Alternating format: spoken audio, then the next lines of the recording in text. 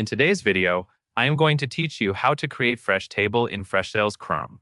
To get started, make sure you are logged into Freshsales CRM and looking at the main interface. Fresh Table, in this context, is created by adding a custom module. Think of a module as a new, separate place to store a specific type of data like properties, projects, or assets.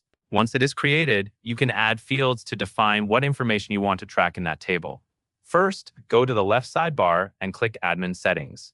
This is the gear icon, and it is where you manage configuration and customization for your account. Inside Admin Settings, navigate to Module Customization. Depending on your layout, you may see it labeled as Module Customization, or you may find custom modules under the Leads, Contacts, and Accounts section. Either option takes you to the area where you can create and manage custom modules. Next, look to the top right and click the Add Module button. In some accounts, this may appear as a plus icon instead of the words Add Module. This is the control that starts the creation of a brand new module, which becomes your new table. Now enter a singular name for your module. This should be the name of one record in the table, such as Property rather than Properties.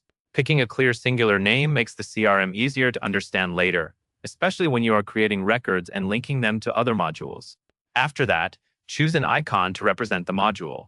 The icon helps you spot it quickly in the navigation. When you are ready, click Save. Saving creates the module and automatically opens the field editor, where you define the columns for your table. In the field editor, click Add Field to create the fields you need.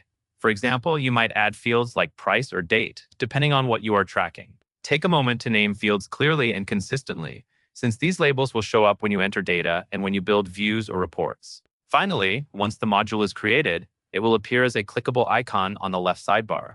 From there, you can open it anytime and start adding records for daily use.